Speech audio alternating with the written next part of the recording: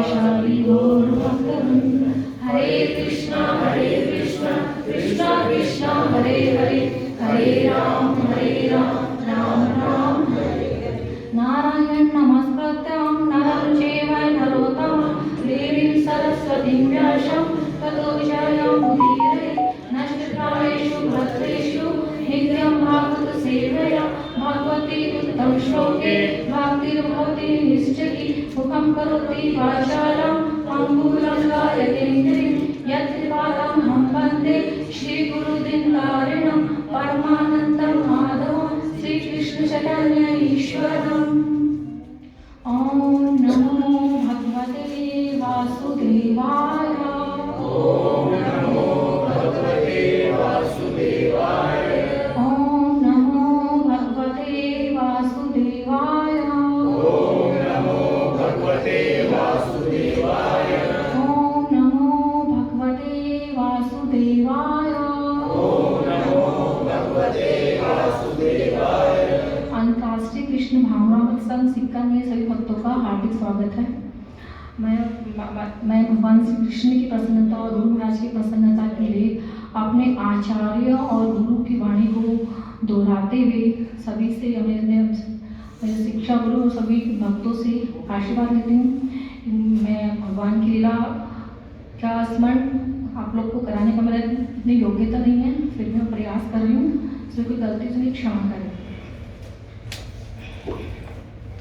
आज हम भागवतम के 10वें स्कंद का अध्याय 16 का पहला श्लोक लेंगे, जो कालिया नाग को भगवान द्वारा कालिया नाग को प्रताड़ना। श्री शुकवाच विलोक्य दूषितां कृष्णां कृष्ण कृष्ण हीना तस्या विशुद्धम् अनिवञ्चना सत्पं तम् उद्वासयता। विलोक्य दूषितां कृष्णां कृष्ण कृष्ण हीना तस्या विशुद्धिम् अनिवञ्चना सर्पं तम् उद्वासयता। श्री शुकवाच श्री सुखदेव गोस्वामी ने कहा, विलोक्य देखकर दूषितां प्रदूषित कृष्णा यमुना नदी को। कृष्णा भगवान श्री कृष्ण ने कृष्ण अहिना काले सर कालिया द्वारा विभु सर्वशक्तिमान तस्या नदी की शुद्धि की अनिवंचन इच्छा करते हुए सर्पम सर्प को तमा उस उद्वासयता भगा दिया। सुखदेव गोस्वामी ने कहा, भगवान श्री कृष्ण ने यह देखकर कि काले सर्प कालिया ने यमुना नदी को दूषित कर रखा है, उसे शुद्ध करने की इच्छा की और इस तरह उन्होंने कालिया को उसमें से निकाल भगाया। तो ये पूरा अध्याय, इससे पहले हम एक ही श्लोक लेंगे।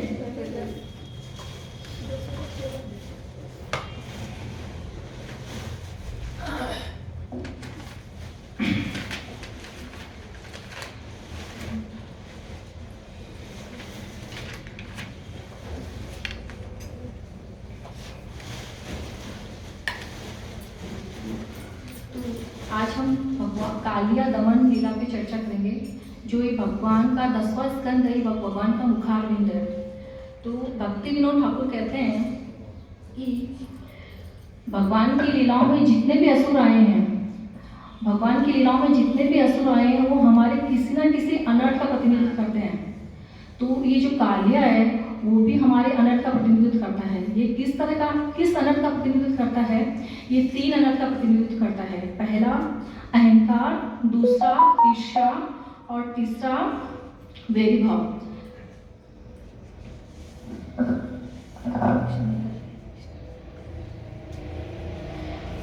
तो ये सारे अवगुण अनर्थ हम में सब में हैं, किसी में ज़्यादा मात्रा में है, किसी में कम मात्रा में है, पर सब में है। तो भक्ति जीवन सिर्फ साधना करना या जप करना ही काफ़ी नहीं है। भक्ति जीवन में अगर हमें आगे बढ़ना है तो धीरे धीरे हमारे जो अंदर अनर्थ है उनको भी कम करना है।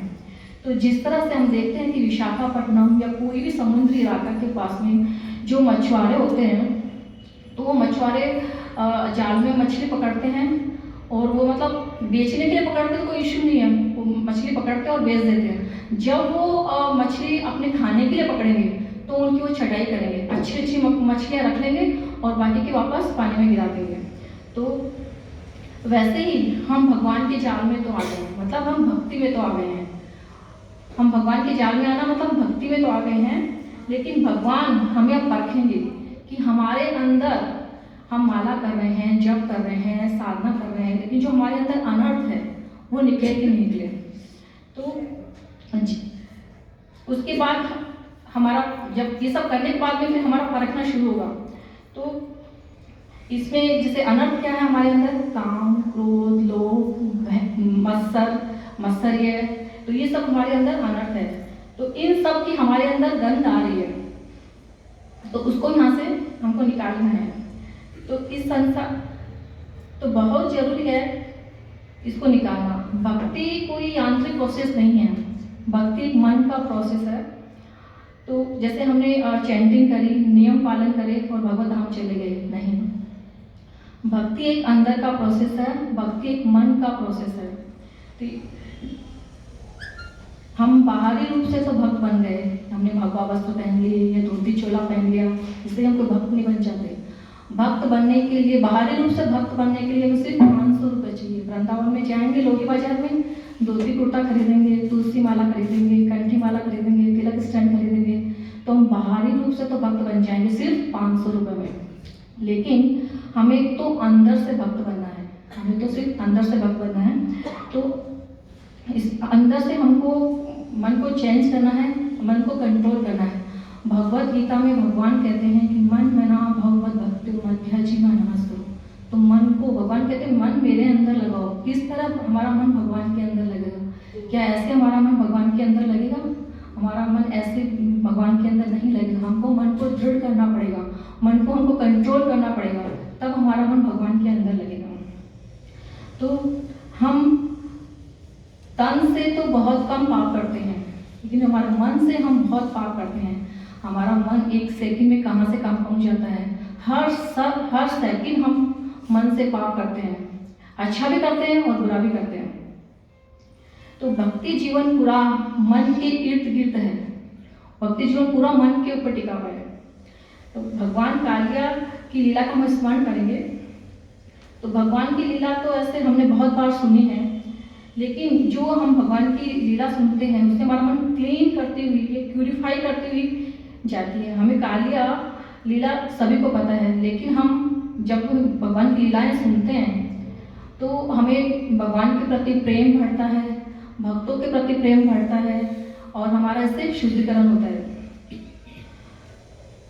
तो जब हम और इसे और भक्तों के प्रति हमारी आसक्ति होती है और हम पाप से मुक्त हो जाते हैं। तो इससे हमारी भौतिक इच्छाएं कम हो। जब हम भगवान की लीलाएं सुनते हैं, भागवतम पढ़ते हैं, भगवत गीता पढ़ते हैं, इससे हमारी जो भौतिक इच्छाएं हैं वो धीरे धीरे कम होती है। पहले हमारी 100% इच्छाएं थी, फिर धीरे धीरे 50% हुई, फिर 25% हुई, ऐसे करते करते हमारी भौतिक इच्छाएं धीरे धीरे कम हो जाती है। तो यहाँ पे सुखदेव गोस्वामी महाराज गोचरण लीला के बारे में बता रहे हैं कि जैसे ठाकुर जी वृंदावन में चलते हैं, गायों को चराते हैं, तो भगवान पीछे पीछे और गायें आगे आगे चलती है। तो जो गायों की खुरों से और भगवान के चरणों की चरणों से जो धूल उड़ती है, उस धूल से वहाँ पे एकदम जैसे बादल जैसा वातावरण हो जाता है। तो जब तक वो गोपिकाएं, वृंदावन के ग्वाल बाल सब जब तक भगवान को देखते रहते हैं, जब तक भगवान नजरों से ओझल नहीं हो जाते। मतलब धुंधला धुंधला जब वो उस मिट्टी से भगवान धुंधले धुंधले दिखने लग जाते हैं और तब तक वो देखते रहते हैं। उसी तरह वो शाम को भी भगवान का वेट करते हैं कि कब भगवान आएंगे और उनका वो दर्शन करेंगे। तो यहाँ पर विश्वनाथ चक्रवर्ती ठाकुर कहते हैं कि गोप गोपिकाएं इतनी तीव्र गति से भगवान का इंतजार करती है। जो तीव्र गति से इंतजार करने का मतलब, और वो इतना तीव्र गति से भगवान का इंतजार करती है कि उस तीव्र गति के कारण उनका पोषण होता है। जैसे हमारा पोषण सुबह खाते हैं तो दोपहर का पोषण होता है, हमको शक्ति मिलती है, और शाम का अगर हम भोजन खाते हैं तो रात को हमको शक्ति मिलती है। उसी तरह वृंदावन के गोप गोपिकाएं जितने भी ब्रजवासी हैं उनको सिर्फ भगवान को देखने मात्र से पोषण होता है। और गोप गोपिकाएं बोलती है कि हम भगवान को देखते हैं तो मरने से बच जाते हैं। तो इस प्रकार हम जन्मों जन्मों से यानी कि 84 लाख योनियों से भटक कर कभी रसातल, कभी भूताल, कभी स्वर्ग, कभी नरक में भटक कर हम अब भक्ति में आए हैं। तो भक्ति का बीज तो हमने बो लिया, लेकिन इसको अब सिंचन करना है। भक्ति का बीज हम भक्ति में आ गए हैं, लेकिन भक्ति में आने से कोई हम ये नहीं कि भगवत धाम चले जाएंगे। भक्ति में आने का मतलब इसको आपका सिंचन करना है। सिंचन का मतलब इसको को पानी देना है। तो रोज हमें जैसे पौधा लगाते हैं तो रोज उसको हम पानी देते हैं, तो उसी तरह भक्ति में आने के बाद में उसका हमको सिंचन करना बहुत जरूरी है। तो और हमको मन को दृढ़ करना है और मन से जितने भी विकार हैं उनको निकाल फेंकना है। शास्त्रों में लिखा है कि ब्रह्मांड भ्रमिते कौन भाग्यवान जीव, गुरु कृष्ण कृपा से पाए भक्ति लता बीज। कि हमने पौधा तो लगा लिया, उसके पास चारों तरफ जो बीड्स उग गए हैं, जो घास उग गई है, उनको हमें उसे निकाल के फेंक देना है। तो ऐसे ये जो अनावश्यक घास क्या है, ये जो अनावश्यक घास है, ये जो हमारे अनर्थ हमें जो है काम, क्रोध, लोभ, मोह, मत्सर है, ये सब हमारे बीड्स हैं, अनर्थ है, जो हमें जो भक्ति में बाधक है, इनको हमें निकाल के फेंक देना है। तो जैसे मॉडर्न जमाने में हम फिल्म, जैसे सबको फिल्म स्टार की बातें, राजनीतिक बातें बहुत अच्छी लगती है, मॉडर्न हिरण्यकश्यप, मॉडर्न रावण, ये सब बातें हमको अच्छी लगती है। तो हमको मन को सिर्फ उनको दृढ़ करना है और उनको उसको भक्ति में लगाना है। तो पद्म पुराण में लिखा है कि धीरे धीरे जब हम भगवत गीता सुनते हैं, भागवतम सुनते हैं, तो उनके जो गुण हैं, उनकी जो क्वालिटीज है, वो भी हम में आने लगती है। अगर हम भक्तों का संग करेंगे तो उनकी क्वालिटी हमें आने लगेगी। तो हमें तो भगवान के बारे में चर्चा करनी है। अब भगवान वृंदावन जा रहे हैं गायों के साथ, बछड़े गोप ग्वाप वालों के साथ। तो यहाँ पर अब वल्लभाचार्य अपने मधुराष्टकम में गाते हैं, भगवान की सुंदरता का वर्णन कर रहे हैं कि भगवान कितने सुंदर हैं। चलितम मधुरम गलितम मधुरम मधुराधिपते अखिलम मधुरम नयनम मधुरम वदनम मधुरम मधुराधिपते अखिलम मधुरम। तो यहाँ पे भगवान की सुंदरता का वर्णन किया जा रहा है कि भगवान कितने सुंदर है, भगवान के नयन कितने सुंदर है, भगवान के मुख कितना सुंदर है, भगवान के हाथ कितने सुंदर है, भगवान का शरीर कितना सुंदर है, भगवान की चाल कितनी सुंदर है। तो आज अब जो भगवान कालिया लीला करने जा रहे हैं, इसमें भगवान बलराम जी को साथ नहीं लेके जा रहे हैं। अगर बलराम जी को साथ लेके जाते तो शायद बलराम जी उनको जाने नहीं देते। तो कुछ लीलाओं में भगवान श्री कृष्ण ने बलराम जी को साथ नहीं लिया, जैसे अघासुर लीला में और ब्रह्म विमोहनी लीला में भगवान ने बलराम जी को साथ नहीं लिया। तो इस लीला को, ये जो कालिया लीला भगवान करने जा रहे हैं, इस लीला को पोखंड लीला भी कहते हैं, जो एक गर्मी में हुई थी और भगवान इस समय 6 से 10 वर्ष के थे। तो भक्ति विनोद ठाकुर कहते हैं कि काली जमुना में काले कृष्ण कूदे और कालिया को वहां से भगा दिया। तो सुखदेव गोस्वामी महाराज बोलते हैं कि परीक्षित, तो सुखदेव गोस्वामी महाराज से परीक्षित महाराज बोलते हैं कि इतने सालों से कालिया नाग जमुना में रह रहा था, इतना जल्दी भगवान ने उसे कैसे भगा दिया, ये आप मुझे डिटेल से बताइए, मुझे विस्तार से बताइए, मुझे सुनना है। तो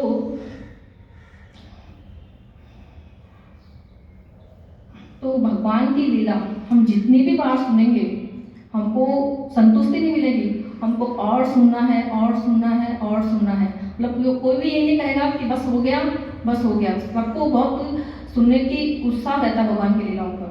तो शुद्धदेव गोस्वामी बोल रहे हैं कि यमुना की नदी थी, उसमें कालिया नाग रहता था, वो पूरी तरह से विषैली हो गई थी।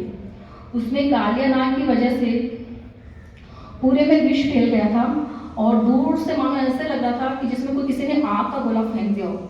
इतनी उबल रही थी वो विष के कारण, उबल उबल के भाप ऊपर की ओर आ रही थी और उसके आसपास कोई भी नहीं आता जाता था। ऊपर से पशु पक्षी जो भी उड़ते थे वो भी उस धुआं से वो मर जाते थे। इनफ वहाँ पे मतलब कोई भी आसपास किनारों पे भी कोई नहीं रहता था और जो वृक्ष थे वहाँ पे वो भी जलकर राख हो जाते थे। तो अब जो हवा का झोंका आता है, यहाँ पे जो हवा का झोंका आता है वो अपने झोंके से उस विषैले पानी को जो कुछ बूंदे होती है उसको उड़ाकर तट पे गिरा देता है।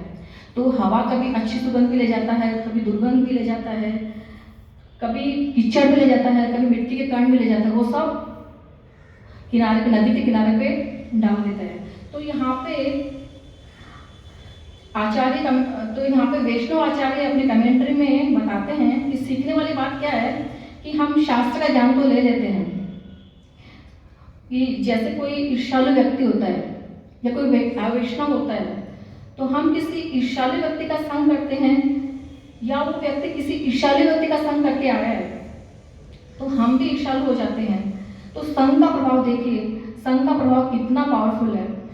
हम उसके साथ संग करेंगे तो हम किसके साथ संग कर रहे हैं, ये बहुत पावरफुल है। जैसे कि हम पानी पीते हैं, फिल्टर पानी पीते हैं, उसको भी हम कहीं बाहर जाते हैं तो सोचते हैं कि हम कौन सी कंपनी का पानी खरीदें, ये पानी पीने से हमारा कहीं गला खराब तो नहीं हो जाएगा। तो हम कंपनी देखते हैं, उस पानी पीने के लिए हम कंपनी देखते हैं। तो हम अपने आध्यात्मिक जीवन में हमको अगर ऊपर उठना है तो हमें संग का बहुत महत्वपूर्ण है। हमको देखना चाहिए कि हम कौन से व्यक्ति के साथ संग कर रहे हैं। तो संग, अच्छा संग भी पावरफुल है और खराब संग भी पावरफुल है। कोई सामने वाले व्यक्ति अति बुरा व्यक्ति का संग करके आया है लेकिन वह खुद अच्छा है, लेकिन उसका प्रभाव हम पर भी पड़ेगा। यदि हम शुद्ध भक्त का संग करेंगे तो हमें लाभ होगा। लव मात्र साधु संग सर्व सिद्धि होए। गुरु महाराज हमेशा ये एग्जाम्पल अपने स्पीच में जरूर देते थे कि साधु की, वैष्णव का एक लव मात्र भी मतलब दर्शन हो जाता है। तो जैसे गुरु महाराज जी एग्जाम्पल दिया करते थे कि जो मल का कीड़ा होता है, अगर उसको शुद्ध वैष्णव का दर्शन हो जाता है तो वो 2-3 जन्म में उसका उद्धार हो जाता है। अभी हमने गौरमणि माता जी ने भी एग्जाम्पल दिया था शुद्ध भक्त का। तो ये बहुत जरूरी है कि हमें शुद्ध भक्त की संग में रहना चाहिए। तो कृष्ण प्रेम भी एक इन्फेक्शन है। आप किसी कृष्ण भक्त के साथ रहोगे तो आप भी कृष्ण प्रेमी हो जाओगे। जैसा संग वैसा रंग आएगा। तो हमें वैष्णव के संग करने का हमें लाभ होना चाहिए। ज़्यादा से ज़्यादा हमें शुद्ध भक्तों का संग करना चाहिए। ये हमारे जीवन को सफल कर सकता है। लव मात्र साधु संग सर्व सिद्धि होए। पुराणों में कथा आती है, एक बहुत बड़ा पापी था, उसे यमदूत लेने के लिए आए, लेकिन उसके घर में एक तुलसी का पौधा था। तो उसने तुलसी के पौधे को कस के पकड़ लिया और बोला कि यमदूत बोला कि तुम इसको छोड़ो, मुझे तुमसे बात करनी है। लेकिन वो पापी बोलता है कि मैं तुलसी के पौधे को बिल्कुल भी नहीं छोड़ूंगा। उसने तुलसी के पौधे को कस के पकड़ लिया। अब यमदूत से नहीं हुआ। यमदूत ने यमराज को बुलाया। यमराज भी आए, बहुत कोशिश की कि तुम तुलसी के पौधे को छोड़ो, मुझे तुमसे बात करनी है जरूरी। लेकिन वो यमराज से भी नहीं हुआ। फिर यमराज ने ब्रह्मा जी को बुलाया। ब्रह्मा जी ने भी बहुत कोशिश की कि भाई तुम इतने पापी हो और तुम मेरे पास आओ, मैं तुमको कुछ बताना चाहता हूँ। लेकिन वो ब्रह्मा जी से भी नहीं माना। फिर ब्रह्मा जी ने शिव जी को बुलाया। शिव जी ने भी खूब सोचा कि मैं तुम्हें खुद आया हूँ, मैं तुम्हें समझाने के लिए खुद आया हूँ, तुम तुलसी के पौधे को छोड़ो, मेरे पास आओ। तो उसने तुलसी के पौधे को नहीं छोड़ा। और फिर इन सबसे चारों से नहीं बनी तो उन्होंने सबने प्लान किया कि हम इसे विष्णु भगवान के पास ले जाते हैं। तो उन्होंने प्लान किया और उसको पालकी में बिठा के तुलसी पौधों के साथ में उसको विष्णु भगवान के पास ले गए और विष्णु भगवान के पास जाके बोलते हैं कि ये बहुत बड़ा पापी है, हम इसको इतना समझाने की कोशिश कर रहे हैं और ये तुलसी के पौधे को छोड़ ही नहीं रहा। तो विष्णु भगवान हंसने लगे। तो वहाँ सब ब्रह्मा जी सब बोले कि हम सब इतना उलझन में पड़े हैं और आप हंस रहे हैं। तो विष्णु भगवान बोले कि आपको तो पता ही है गोलोक धाम का नियम क्या है, यद गत्वा न निवर्तन्ते, यहाँ पे जो कोई आ जाता है उसको संसार में वापस नहीं जाना पड़ता। जाओ तुम अपना अपना कार्य करो। वो सब तो लव मात्र, देखिए तुलसी महारानी की महिमा देखिए, लव मात्र साधु संग, तो वैष्णव का संग करने से, वैष्णव की शरण लेने से कितने बड़े पाप से मुक्त हो गया। तो जो ईर्ष्या से भरा हुआ है, ऐसे संग से हमें दूर रहना चाहिए, नहीं तो हम उसकी निंदा कर बैठेंगे और वैष्णव अपराध कर बैठेंगे और हमारी भौतिक इच्छाएं बढ़ती जाएंगी और हमें शांति नहीं मिलेगी। तो हमें और चाहिए हर हम आध्यात्मिक जीवन में नीचे गिरते जाएंगे और हमारे साथ ऐसी कोई घटना आ जाएगी, अगर हम जॉब कर रहे हैं तो हमारा ट्रांसफ़र हो जाएगा, तो या हम बीमार हो जाएंगे या कुछ भी हो जाएगा तो हमारा संग छूट जाएगा। तो हमें हमेशा संग का ध्यान रखना चाहिए कि हम कौन सा संग कर रहे हैं, क्या कर रहे हैं। तो जो हवा के झोंके से आसपास के जो झाड़ झपाड़ थे वो सब खत्म हो गए। तो यहाँ पर श्रीधर स्वामी अपनी कमेंट्री में बताते हैं कि जो 8वीं चौड़ा गहरा वो जो यमुना नदी थी उसमें देवता लोग भी आते जाते नहीं थे और कितना विष वहाँ पे फैल चुका था।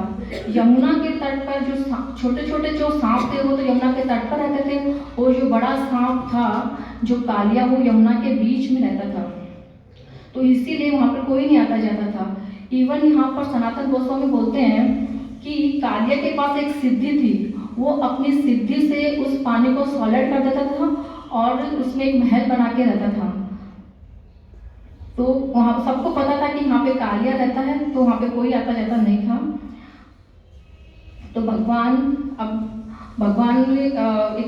जब भगवान यमुना के पास जाते हैं, वहाँ एक बड़ा वृक्ष होता है, उस पर भगवान चढ़ के यमुना में जोर से छलांग लगाते हैं। तो वो जब भगवान यमुना में जोर से छलांग लगाते हैं तो जो यमुना जी का पानी होता है और ज़्यादा विषैला हो जाता है और पानी और उबलने लगता है। तो ये कालिया को बिल्कुल भी बर्दाश्त नहीं हुआ कि मैं जहाँ रह रहा हूँ वहाँ पे कोई आए।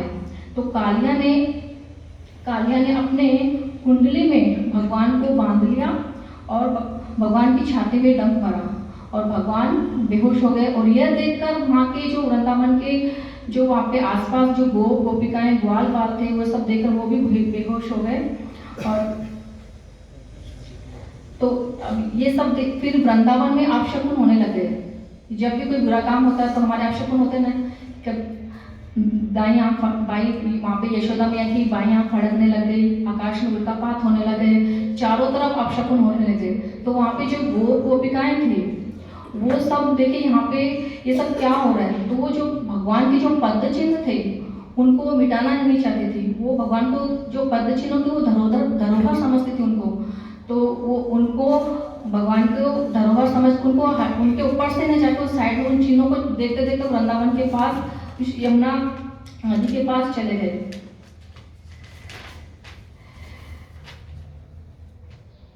जो बाल अचेत पड़े थे उनकी दशा भगवान से देखी नहीं गई और भगवान ने फिर देखते देखते भगवान फिर होश में आए और जब भगवान